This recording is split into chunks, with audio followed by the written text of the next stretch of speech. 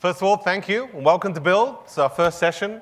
My name is Andrew Klinick. I'm the Group Program Manager for the app model team and the developer platform part of Windows. I'm so excited to be here. We've been working on this for, it seems like forever. But to finally have a really universal Windows platform and introducing what the app model can do. So on behalf of the app model team, who a lot of them are here, I'm super excited to be telling you about this. Couple of things. App model team's pretty competitive. We have an internal thing, is like who gets the best score. I, again, not proud. So like, if you like it, let us know. Follow us on Twitter, Andrew Klinick. So what's our agenda? First of all, who is this guy? We can't put photos in the, but Microsoft kindly gives us pictures of representative developers. Apparently, we all dress really well. They have good hair. And this guy, he is so excited to be here.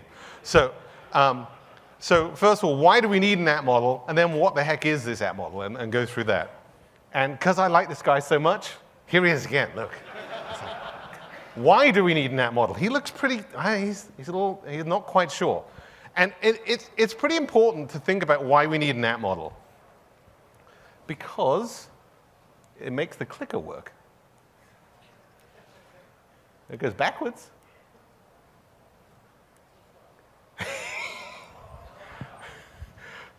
Well, this is why we're not shipping, clearly. So, all right, there we go. All right.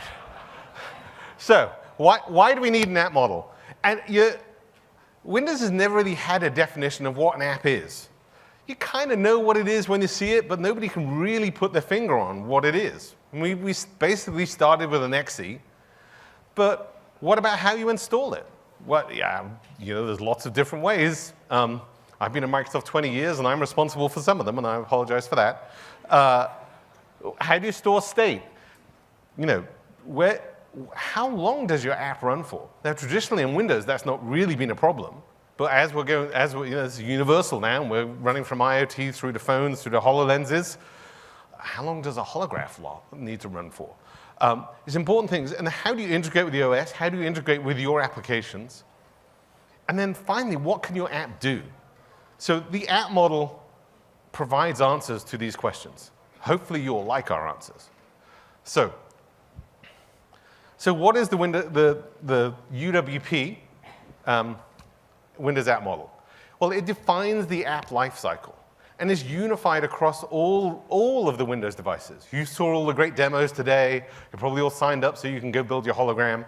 But it's important that it be able to scale from a little Raspberry Pi 2 all the way up through a HoloLens, an Xbox, and a PC. And we want to do it in such a way that we're not taking the lowest common denominator. If all you could do was run essentially what you could run on an IoT device on a PC, you're not going to be pretty happy. You're not going to be happy. You're not going to be able to build the applications you want to be able to do. So we want to provide an app model that scales with what you want to be able to do. If you want it to run on all those devices, then at some point you have to make a trade-off. It's like, OK, well, shoot, if I'm going to run on a phone, then there's only so much memory that's available to me there. But it wouldn't be great if I was running on a PC or a high-end phone. Joe was showing the Continuum. Those phones are pretty cool. They can do amazing things. Like, if I have a 2 or 3 gig phone, then my app should be able to scale up and do whatever it needs to do on that, yet also go down to run on the 512 megabyte phone. So we like to think of the app model as the kind of cradle-to-grave team. We install you, we run you, and eventually you'll get uninstalled. Now, hopefully that doesn't happen that often, but it's important that you be able to do that. And one of the key things that we all forget how difficult it is to do is being able to update your application. We've had ways to install applications. We've had ways to uninstall them.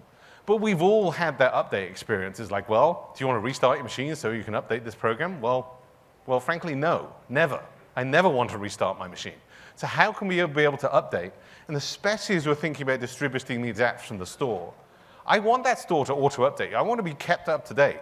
I don't want to wake up in the morning, turn on my PC, and it's waiting with a USE prompt saying, well, hey, I want to update this app. That's the last thing you want to do when you get up in the morning. So our app model is inclusive of all apps that run on Windows. We have universal Windows apps, and that's really, that's where we're going. That's the future. And clearly, we need to be able to do that. But we have to run existing applications. We have to be able to run phone apps. We have to run Windows 8.1 apps, Windows 8 apps. But we also have to run classic Windows apps. Now, what the heck are classic Windows apps? Now, you and I probably know those as Win32 apps. You might know them as WPF. You might know them as WinForms, the .NET app. But we tried to come up with a term that kind of encompassed all those applications and really kind of celebrated the greatness that got us, many of us here, how we started our career. But frankly, the 60 million programs that are out there, apps that are out there on Windows today. So we're classing those as classic Windows apps. And Terry showed this a little bit today, but we're introducing Project Centennial. And Project Centennial is the ability for you to convert your classic Windows app, written in whatever you want, and we're so excited about it, we even created a Twitter tag for it. So CW apps, now I did search, there was no CW apps tag. Some of the original ones were taken by things we weren't so keen on, so to universal Windows apps. What now? This guy is so excited, he bought his dog. This developer, he just can hardly contain his excitement. The dog looks a little worried, it must be said. But so when we think about Project Centennial and thinking about how do we bring those Windows apps and how do we bring them kind of kicking and screaming into the 21st century so they don't screw up your machine. So really, it comes down to defining an app model for classic Windows apps. Until now, there really has been no definition of an app on Windows. I think Bill Gates once bet somebody a considerable amount of money is that they couldn't define what a Windows app was. And frankly, I think he still has the money. So there's been lots of attempts to do it, but never a systemic definition. And so that's what Project Centennial sets out to do, to enable you to run your applications.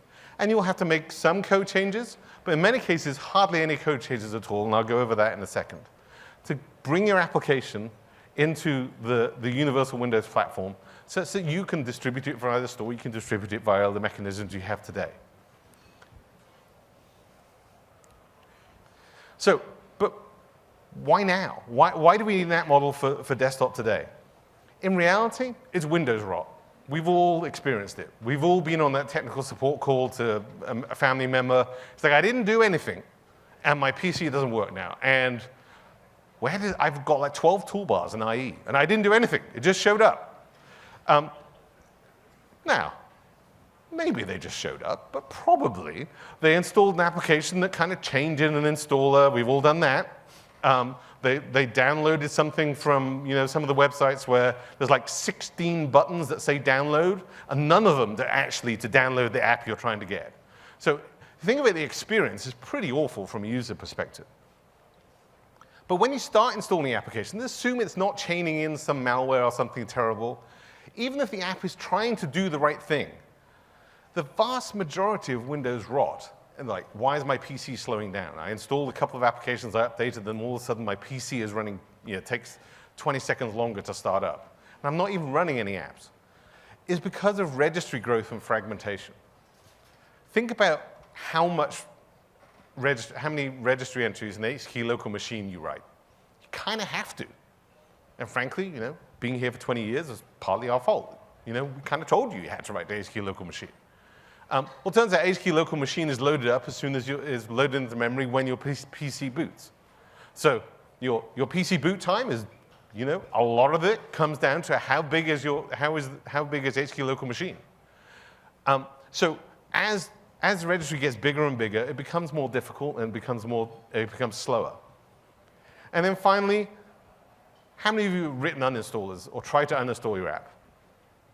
How many of you have managed to do it 100% of the time? It is almost impossible to do. Doesn't matter how hard you try. You try really, really hard. And frankly, there are some apps there that really don't try that hard to uninstall. But even if you are trying to do the right thing, it's darn difficult to do. And then finally, MSI allows custom actions. And this is where my past actions come back to haunt me, because I used to be the JavaScript PM in IE4, long time ago. And I was like, hey, MSI guys, wouldn't it be great if you put script in the MSI? Because I want script everywhere. Well, it turns out that was a bad idea, and it was so I get to fix that. So, having executable codes in the setup, like nobody wants that. Nobody expects to you try and install an app, and it starts just messing with your machine and chaining MSIs. And as a result, your PC just accretes more and more in the registry, and hence you get rot. So what does the Centennial, what does Centennial bring? What's the app model? What does it bring? The primary thing for you to think about is that AppX is now our deployment model. We're investing all of our efforts into making AppX the ultimate installer across the Windows ecosystem. So we're essentially putting MSI on notice. MSI isn't going to go away. We want you to move to AppX. We're investing in AppX to provide the features that you're going to want, to ensure that you can install these applications and you can update them. So AppX, frankly, provides a better way to install, uninstall, and update. We're going to isolate the registry and disk access. Now, I've been following Twitter this morning, and it's like, oh, my Win32 app's going to run in the sandbox. It's going to be terrible. It's going to be super slow. I think fake Johnny Ive thanked us for copying Apple. Turns out we're not copying Apple. We're not running your app in the sandbox. What we're doing is protecting your application essentially from itself. So if you write to HKey local machine, then that code's still going to run, but your registry keys won't actually make it into HKey local machine. They'll be stored in an application hive specific to you, such that when we get to uninstall, rather than have to go find all those registry settings across the entirety of the registry, and we know that's never going to work 100%, we just go and take your hive and just delete it. So from your code doesn't have to change. But what this means, it makes it easy for us to update those applications, install them, and uninstall them. It enforces the app model policy, and I'll get onto that in a second.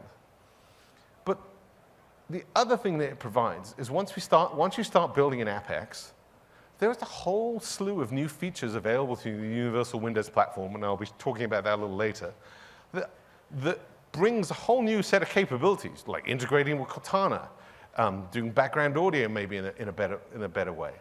And it's important that you be able to take advantage of that from your Windows app. So once you come in AppX, then heck, you can put a background task in that if you want to, and go ahead. You can start integrating with that. So it's going to help you take advantage of the new Universal Windows platform without you having to change all your code. So you can bring your code along when it makes sense to you. So what is the app model policy? So where's the catch? That's typically what I get. It's like, okay, we're going to go do this, but like, there's got to be a catch somewhere. So your app, it can call all the APIs that it does today. We're not going to stop you calling any of those APIs. It has the existing desktop app lifecycle.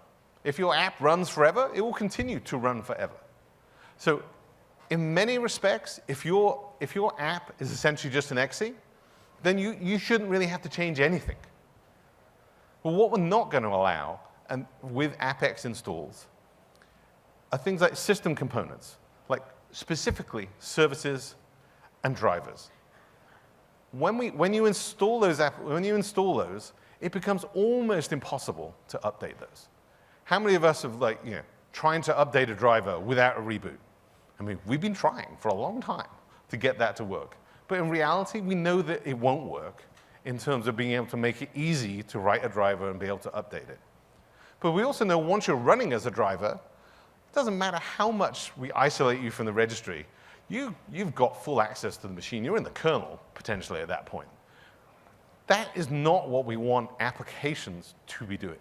That's not to say that you can't take advantage of drivers, but the way that you get drivers is from Windows Update. Windows Update knows how to roll back drivers. The rollback process for a driver is much more complicated and, frankly, will have a huge impact on your machine. And rather than trying to make AppX the be-all and end-all and trying to deliver all different types of components, we're saying, look, Windows Update knows how to deal with drivers. It knows how to deal with services. Let it do that. But for applications, we're going to allow those to run. We're just not going to deliver those, services and drivers from that. Second one, and this is frankly the biggest, perhaps this should be the first, is that no admin elevation. The last thing a user ever wanted, frankly, was to answer the UAC prompt. Frankly, maybe the whole world didn't want to answer the UAC prompt. But think about if you're going to put these apps in the store, and the store updates at 3 o'clock in the morning or whenever is the right time to go do that. If it has to ask for UAC privileges, it's awful at that point. One, the user experience is not going to auto-update. But frankly, once you have admin access, then you can kind of do everything you want to the device. So by not elevating to admin, you get to install on a per-user basis. It makes it a lot easier to install and uninstall your application. Now, the great thing about AppX is if you have more than one user on the machine, if they've installed your application and the second user logs in, then all it's going to do is basically just register your application. It doesn't have to download it all again. We have single instancing such that it's going to be able to take advantage of that. So you get all the benefits without the downsides of having to do admin privileges. The other thing we're not going to allow, because we're doing this registry isolation, is in-process extensibility. So some examples of that. If your application relies on other applications registering with it for extensibilities, then at the moment, this year, those other applications or add-ins can't come from the store. You can still do them. You can still load them in your application, and that's great. And we very much, we showed Photoshop. Add-in is pretty darn important to Photoshop. We intend to make that available later on. It's just not going to be available this year. But if your application installs browser helper objects, heaven help us if it does, but then those won't work. You can try and register them, but they're going to register in the registry, what you think is the registry, but because we isolate it and write it somewhere else, Internet Explorer is not going to see that your application is registered for that. We believe this is a step forward for users.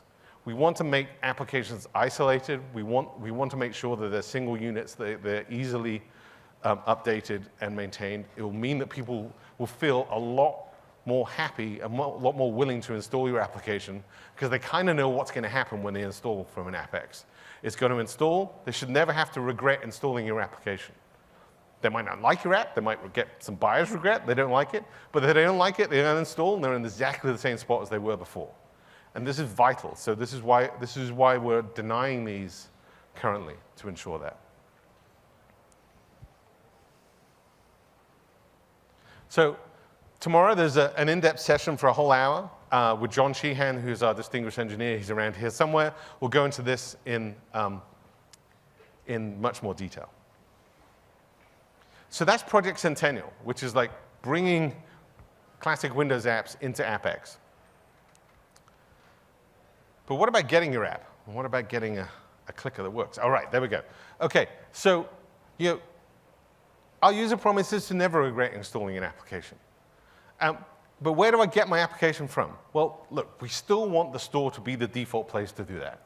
From a consumer perspective, it's just an easier, more trustworthy place, and the experience is significantly better. They don't get adverts trying to get them to download all manner of stuff. They know that if they install something from the App Store, then they're not going to regret installing the app. But we also realized that you want to have flexible deployment. The PC didn't get to where it was by having a store and locking you down from installing applications. So we're going to enable you to do flexible deployment so that you can take advantage of that. You can sideload your applications onto your PC, onto your phone. And then finally, in the AppX improvements, and there's a whole session on the AppX improvements, we realize, and especially as universal apps become more and more complex, games are starting to get huge, and also with classic Windows apps, the current install size limit we have is too small. So in Windows 10, we're supporting AppX packages that are greater than 150 gigabytes. Now, it might take a while to download that, but the fact is you can install that and take advantage of that. So you can start building great games that really start taking advantage of that. Or frankly, Photoshop is a 2 gigabyte AppX that Terry showed this morning. Being able to do that is really important that we can assure you to do that. Now, getting your applications, that's a great thing, but you have to be able to develop them. And we got a lot of feedback about our developer unlock situation. And the feedback was, well, that kind of sucks. It's like, like on phone, I got to plug it into my PC, and then I got to sign in with my MSA, and I don't really want to have to do that. And certainly, if you're thinking of a lab environment, and I think there's, our survey said that precisely 0 developers love that prompt in Visual Studio for Windows development. It's like, well, hey, I don't know if I can trust you after a month. Let's reestablish your trust. So in Windows 10, we're cutting the cord. Developer unlock now is just a setting on the device. It's just a control panel. Here's the PC control panel. Now the settings app is actually a universal app. So hey, look, it runs on phone too. There it is. So the key thing here, it's just a settings app to go do. So if you want to go unlock your phone now, you just go to settings and unlock it. Same on the PC. It's a registry key. So for enterprise customers, they can control that. They can ACL that registry key so that nobody can set it if they don't want their devices to be dev unlocked. That makes sense. The enterprises should be able to control that. If you flip that, and also on phone, debugging now. You don't have to do debugging over USB. You can do debugging over Wi-Fi. So you can now completely cut the cord from a phone perspective. It's super important in lab environments that you can do all this stuff. There are some limits on phone, is that once you're dev unlocked, you can sideload 20 applications. And on PC, it's unlimited. Because frankly, it's unlimited for Win32 apps, so why would we provide a limit for universal apps? We want you to go to universal apps, so we don't want to make it more difficult for you to build universal apps than it is to build a WPF app. So developer unlock is a big thing for us. Now, word of caution, the build that you have didn't quite make it. So the next flight will have this. In fact, I think the control panel made it. It just doesn't do anything. So, so admire the UI. Now, the app model team is kind of the no pixel team, so we actually got another team to do it. If you don't like the UI, it's their fault. So, but admire the UI. Give us some feedback on that. So, as PCs are becoming, PCs have essentially infinite storage, or enough that people don't have to worry about it. But PCs are also becoming smaller, as are phones.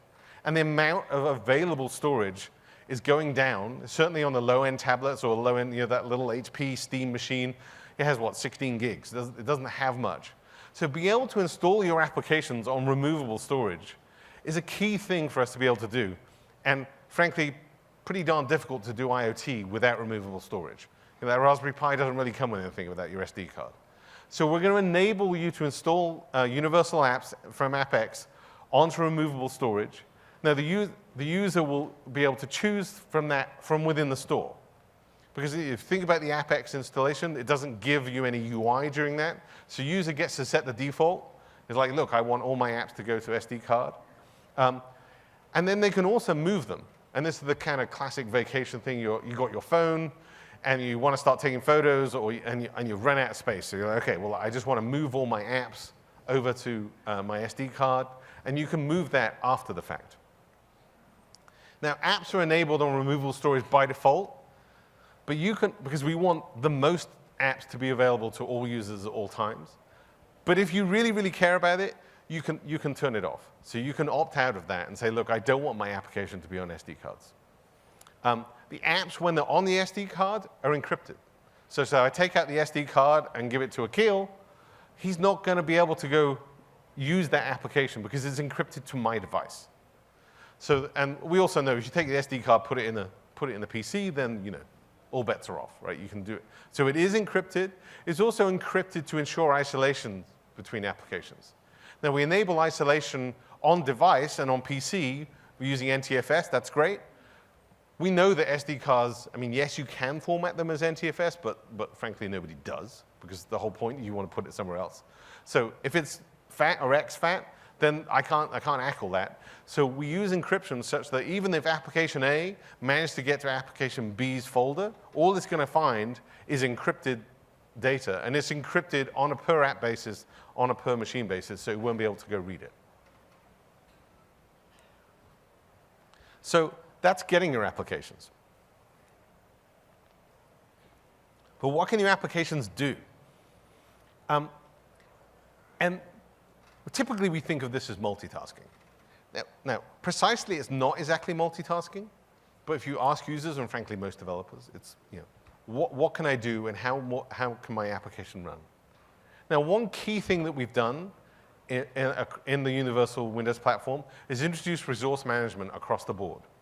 Now, those of you who are phone developers will understand what resource management is. But on the resource management essentially says, well, look, I'm going to say, like, if I'm running on a 512 meg device, then you get 180 megs maximum, so that we can guarantee the experience, so your app can run, and we will resource manage you, so that if you go above that, we'll unload you. We will keep track of you from that perspective. Resource management also tracks resources. Like, you don't want two apps trying to access the camera at one time. That's never going to end up well. So it manages those resources, but primarily, resource management is about battery and memory. And how do we provide an efficient system such that the user experience of the device is maintained at a steady state, and the fluidness that's available that people expect, and also enable your applications to run. And we're scaling this now, such that we scale from 180 megs on a 512 meg phone. If I'm a 3 gig phone or a 4 gig or a 16 gig PC, then you expect your memory caps to expand. If I'm plugged in all the time, then heck, I don't care about battery. If you're building an app that is primarily for an IoT or primarily for a plugged-in desktop, then you probably don't much care about power. But again, you can take advantage of that and find out what's going on. And there's a whole session actually pre-recorded from one of the guys on my team, Andrew Whitechapel, about exactly what that means to you. And he has the mother of all spreadsheets, which is kind of three-dimensional chess of how all this works. But it's a key thing for you to consider. So once you have this memory control, and once you know what you can do, it's like, well, what can I do from an application? How can I run in the background? And we're introducing in the UWP extended executions for foreground applications. Now, there's a whole session about this, but I kind of summarize this in two kind of main scenarios about how you'd run your applications. Think about it, let me finish saving my file. Joe Belfiore showed Excel up on running on a phone, running on a screen. Lots of cool stuff there. Now, the way that Excel runs on the phone is it's continually saving your spreadsheet. There is no file save. It's always saving up to OneDrive or to Dropbox or wherever you chose to put it.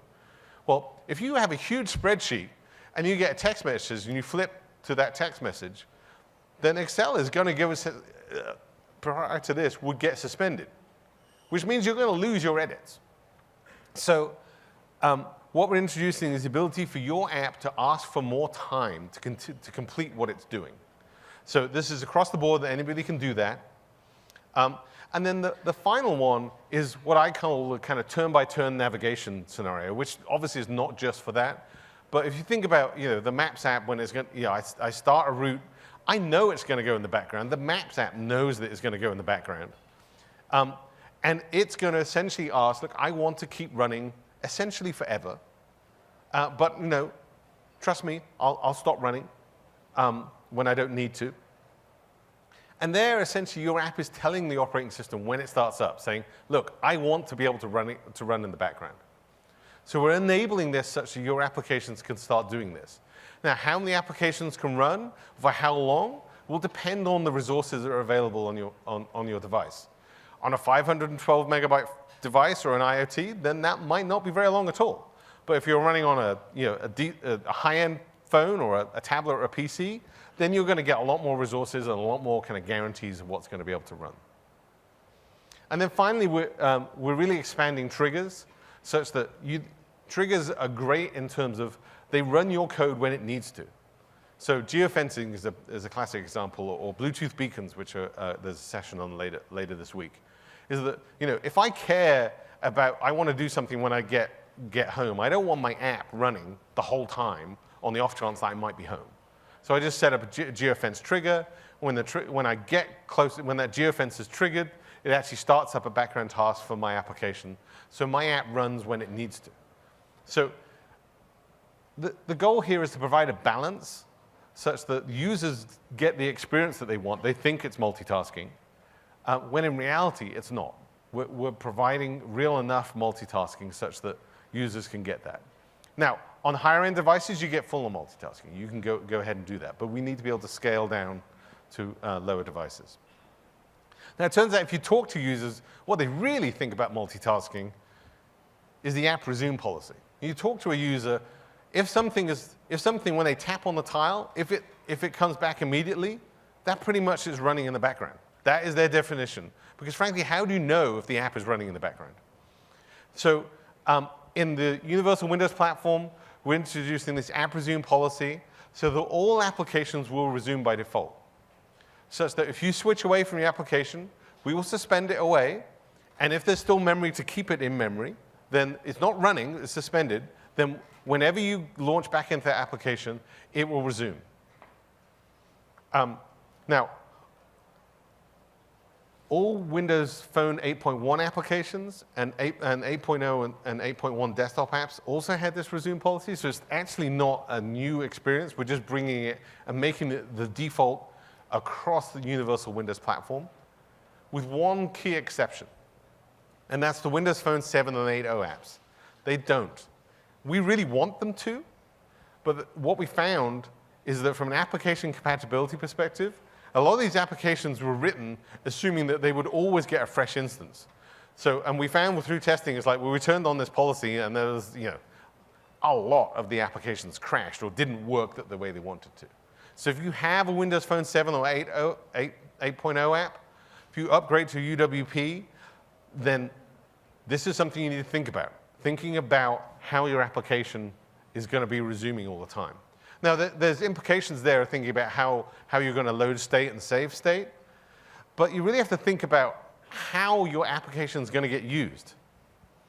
So you think about this, there's basically, if you're always going to be resumed, if you've only got a single entry point from a live tile, so you don't have a notification, you don't have secondary tiles, you don't have to worry about people re-entering your app. But there are essentially two models for this. You can always resume the experience, and I would say the browser on phone or Project Spartan, if you use this, your expectation for the browser is when you go back to the browser via the browser icon, you expect it to be on the last web page you were on. You don't expect it to kind of go back to some kind of mythical home for those web pages. But for some applications, navigating back to home is pretty important. And I would say that email is the classic example of this. Is that if I tap on my inbox icon, I kind of expect it to go back to my inbox, not to the email that I was last working on. Now, frankly, it's a user choice. It's your choice as an application as to which, because both of those are good models. It makes it, you get to choose. But one thing we ask you to do, if you do resume back to where you last were, provide a way for your application to get back to somewhere where the user will feel comfortable. I call this kind of back button amnesia. It's like nobody can really remember past 2 or 3 backs. It's like, well, where the heck was I? If I resume an application that I last used like 10 minutes ago, the likelihood of me knowing where I was or how to get back is pretty difficult to do. So I think the Twitter app on phone does a pretty nice job of this, has a home button, there's the hamburger, there's lots of different UI metaphors to do this. But think about when people are going to come back into your application. And the reason why you have to do that is that we're unifying the navigation model across our shells. So, the back button. So today, if I start an application on phone, and this is Andrew's dev art, you can tell that I am not a UI designer. I tap on that thing, I click on that. Now, hopefully, you can see in the top. So I have the back button highlighted on my phone, which is always there. So when I can hit back, and that will take me back to where I was. But on the desktop, when I'm running in a window, then the back button is going to be in the top left-hand corner of my app. Now, that makes more sense if I'm running with a mouse and a keyboard. I expect it to be there.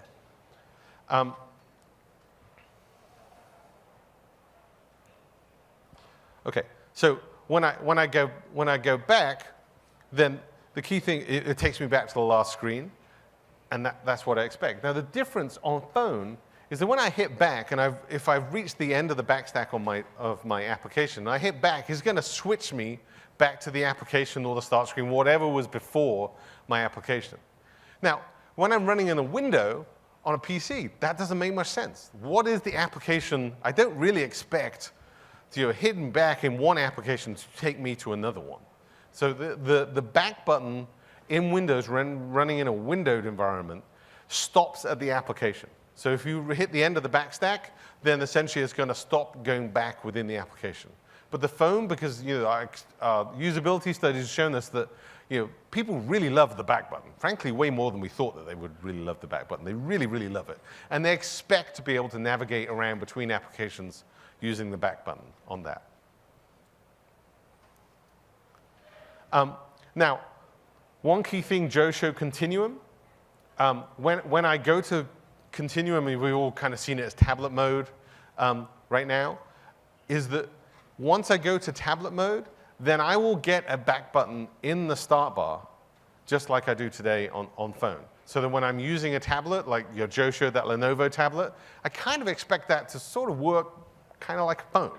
So once I go into Continuum mode or into tablet mode, then I will get a back button, which will work the same way as phone does in terms of it will back you between applications as well. So as you think about the navigation model, it's important to be able to think about how people are going to get to your application. There's also the task switcher, is that people could switch to your application from the task switcher. And we know that that's more of a kind of high-end user, but it's a lot easier to get to now in Windows 10. So expect that people are going to be coming to your application in multiple different ways. And think about that from a user experience perspective.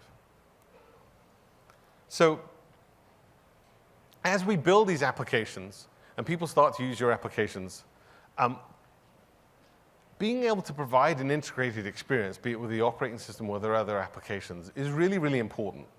Now, traditionally, apps on mobile devices have been isolated. Isolated is good. It brings a lot of value in terms of, I know that if I run this app, it's not going to go mess up anything or take dependencies from other applications. But users want to get things done. And often that means integrating with the operating system, integrating with other applications. And we took a step back here and said, well, OK, we think application integration is pretty darn important. How are we going to go do this? So we looked at the web and said, well, what did the web teach us?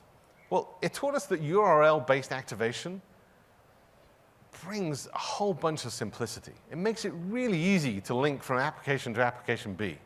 All we have to know is URL. So if I want to integrate with Amazon, then there's just like Amazon.com and some ungodly length URL. But at least I can cut and paste it and just go ahead and do it. So how can I do it? If I keep it simple, then it makes it really easy for people to integrate applications. And we see that on the web today. How many websites are completely isolated and not designed to work with anybody else? And then we kind of took a look back in our history, is that, well, what did COM teach us? And we've been doing application integration with COM and early automation since, like 93. COM did a whole bunch of things, but it did teach us is that complexity kills. Is that, there's an incredible ecosystem with application integration available in COM, but at some point, it becomes too unwieldy or very difficult to manage, and people were taking less and less dependencies on each other. So we want to build a web of apps. And again, this guy looked he's looking for a web of apps. He might be looking in the wrong spot. So a web of apps was really allowing applications to integrate using the best of the web. So we want to enable URL-based activation and communication between applications. And this is really key from a foreground to foreground perspective. If I want to make a phone call with me, or if you want to Skype me, then I just have to type Skype : Andrew Clinic, and magically Skype will launch, and I do a foreground to foreground so I can get my applications to do that. And we've all seen this with Facebook uses this a lot, with the Facebook SDK, if you want to do auth with them. But one of the challenges of that is, like, I could launch a URL, but if I wanted to get a result back, then I kind of had to hack around. I had to get that application to kind of know what URL to call me back on, and it kind of involved shared secrets and a whole bunch of, frankly, stuff that I don't think anybody was proud of. It kind of worked, but not really a great way to do that. In 10, we're enabling that so you can actually get a return result. So you can, just like you can do on the web, I can call an application and it can give me a result straight back. So you can do integration with applications and provide a great user experience. And we even do go as far, if you're running in a window, then that application you called is kind of bound to your window. So the user experience feels like, look, I'm calling from application A to application B, but it's not like I'm seeing a sea of applications show up. Again, taking some of the benefits from the web and applying those to applications. Perhaps the most exciting thing, though, is foreground to background. Is that integrating with other applications is great, but you kind of lose the user to another application. It might not come back. If I send somebody to Amazon, they'll probably just go off and find out what today's offer are, and they'll never come back to my app. So foreground to background enables you to integrate other people's application or for you to publish functionality from your app that other applications can call, but the calling application remains in the foreground. Now, frankly, this is something which we started in Windows Phone 8.1 for our Facebook and Twitter integration. Like, the people application on the phone doesn't know anything about Facebook and Twitter. It does know that there's a Facebook and Twitter application that is on the phone. So it calls out to those, and it gets a news feed, and those applications can also go and sync contacts. And what we've done is we've taken that design pattern and made it available to all applications. And we loved it so much that we really bet, and we made a big change, because frankly, we've done a good job of building a platform and not building any of our applications on it in the past, is taking a dependency on ourselves. So app-to-app and app services are used across the board. Cortana and People used app services extensively. You saw Cortana, and I'll go into that in a little bit, but where Joe worked with Viber. Office and Skype do that. Interactive toasts enable you, they call background services such that when you type a reply in line, it just works on that. Photos for filters and lenses are using this. So you can go and query what applications are available that support that particular service. So, for example, the Viber integration that Joe showed, what do? Well, they define an app service in the app manifest, and hopefully you can see this in the back. All I've done is defined an entry point and then an app service and saying, okay, look, I'm going to expose this out. This is my background task. Other applications can call it. Now, it's your choice. You don't have to expose app services. You get to choose how much you want to expand out. And then you just register a voice command definition with Cortana. You can see here is the command send name, and you give it the syntax that Cortana understands. And then you just say, well, the target for that thing is that app service. So when Joe was saying, send Terry a message with link with Viber that I'm going to be late, it was just calling the Viber app service in the background. So this is how you can integrate with Cortana very, very easily, just by creating a background task in your application.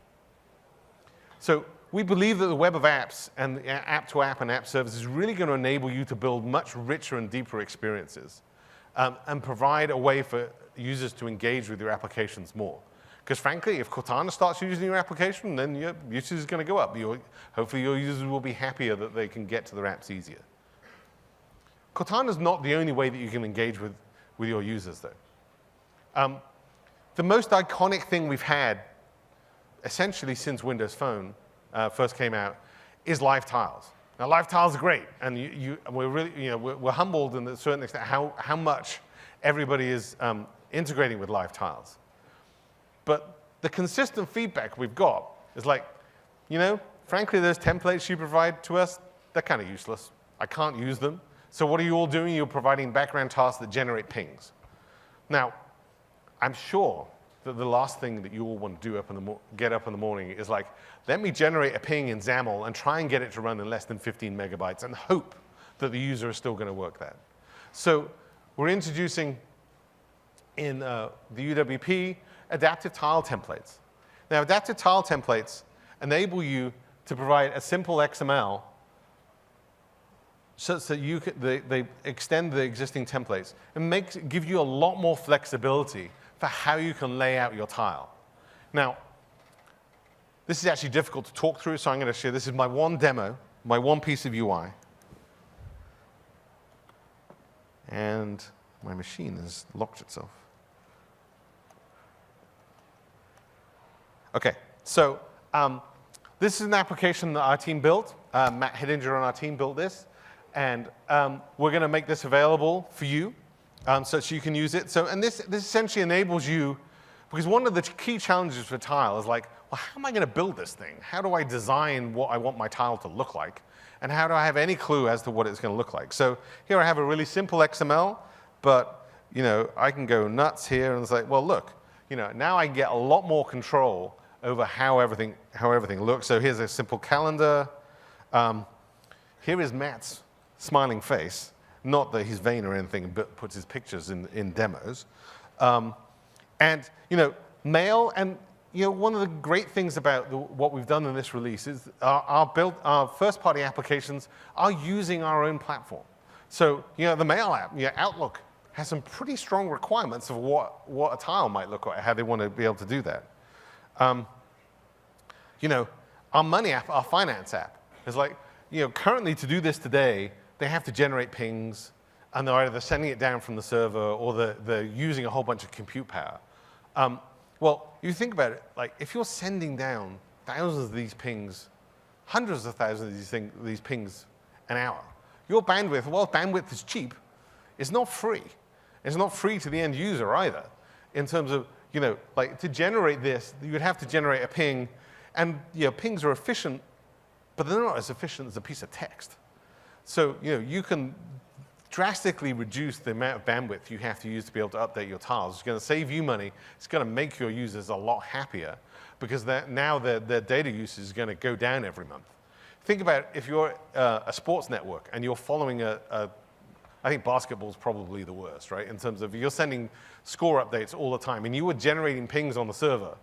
Think how much bandwidth that a user who's was following 3 or 4 teams was using.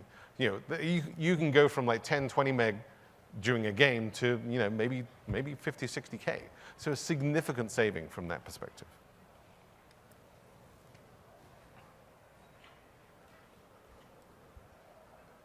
So tiles are great, and it's a great way to engage with the users. But Action Center it was a huge hit on Windows Phone. And sending notifications is the ultimate way to really connect with your users. If I want to send a message to a particular user, essentially notifications is the only way that I can actually deliver that on a per user basis. But as a result, I end up with a lot of notifications. So Action Center is now coming across all of both the phone and desktop. So there's the same look and feel across the Windows family.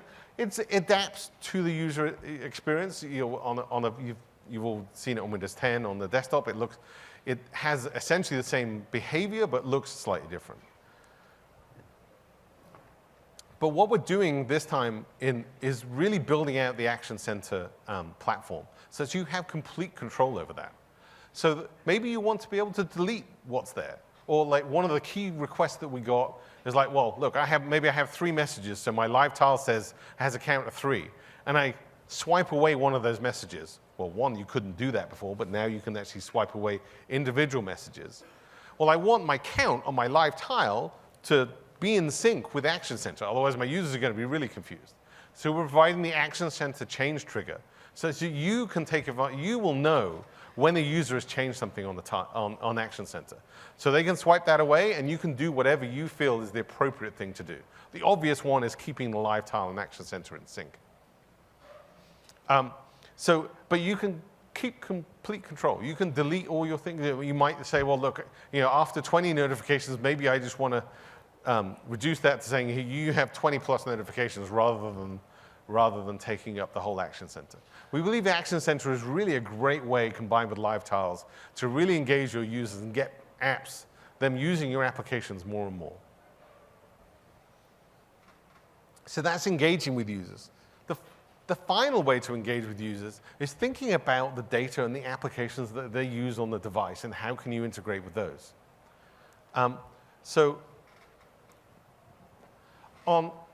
In the Universal Windows platform, we're introducing a common data store which is going to give you complete access to the contacts, calendar, email, and messaging so that you can integrate with that. Such that if you want to write your own calendar, you can go ahead and do that.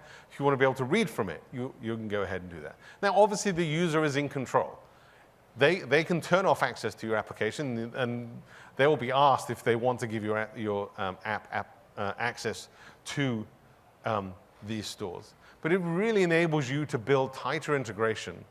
And like, for example, I want to be able to, if you look at the way that contacts link, it's like I can write my contact store into that and automatically link such that, my wife, she already has Twitter, Facebook, and they all integrate into that. And if it was your application, they could integrate on that and all link together such that you get a nice experience in the people application. So, and then finally with email and messaging RT, now, we realize we have to be responsible here. Look, I think we would all love to be able to send SMS messages, but we also know that there are people out there who want to send SMS messages that, frankly, not doing it for the greater good of mankind. So these are available. We're starting slow. So we're starting, and you can ask for permission on this. We are making it available, and we're frankly looking to you guys to give us feedback on that and what would be the right policy to do that. So we're not going to make the SMS store available to everybody up front, but we are enabling it, and we're starting small. We're starting with some smaller companies, and we'll expand that over time, because we don't want, SMS spam is frankly one, a royal pain, but two, can actually cost you a lot of money. So, and we don't want that to happen. We don't want to make the experience terrible. So, in summary, the Universal Windows platform, we really wanted to make it easy for all users to get all of your applications. And we really mean all of your applications. Centennial enables you to bring your existing applications and bring them to the store with very, very simple changes. We wanted to give you more flexible multitasking so that you can do more with these devices. As these devices, as Joe showed, you now can do Continuum on a phone. I want to be able to do more when I'm running in that experience. I want to have a unified navigation experience such that I don't have to think, it's like, oh, how is it going to work on a phone? How's it going to work on a PC? You can still choose to write an application that just runs on the phone, just runs on the PC. But by having a common approach, you can take advantage and concentrate on writing your application. URL-based app integration, we really believe that the web of applications is going to enable considerable new experiences. And then the store and search integration with Cortana and richer tiles and Action Center. Now, my session, this is the first session from App Model. We actually have, this is a spectacular slide that I'll take no credit for whatsoever. But this is really kind of the map of all I'm really kind of the warm-up app. So Barclay on my team is providing, it's like, okay, well, like, if you really want to know about AppX and deployment, if you really want to know all the intricate details, then Barclay's going to do a deep dive on that. Enterprise app distribution and navigation. Enterprise is actually going to be Ignite. So if you want to know about Enterprise, then just wait till next week and watch it online. But John is here, and we can, if you do have Enterprise app distribution questions, I'm happy to take those afterwards. Navigation and windowing. In Windows 10, you're expanding on the information I gave you there. Robert's going to be providing that. And then Sean, who put together these slides, is really going to go into the complete app lifecycle, thinking about how does this multitasking really work? What's available? And how can you take advantage of that? And then finally, Thomas is going to be providing Shell and how that's, the tiles and notifications, the Action Center. like really going into depth on that. And then finally, and quite literally finally, if you're still here on Friday afternoon, we'd be very, very happy to see you at the App Services.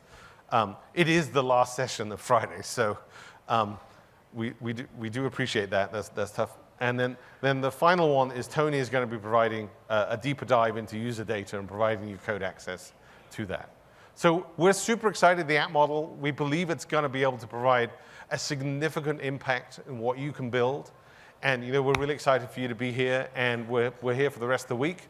So thanks for showing up, and that's the end of my presentation.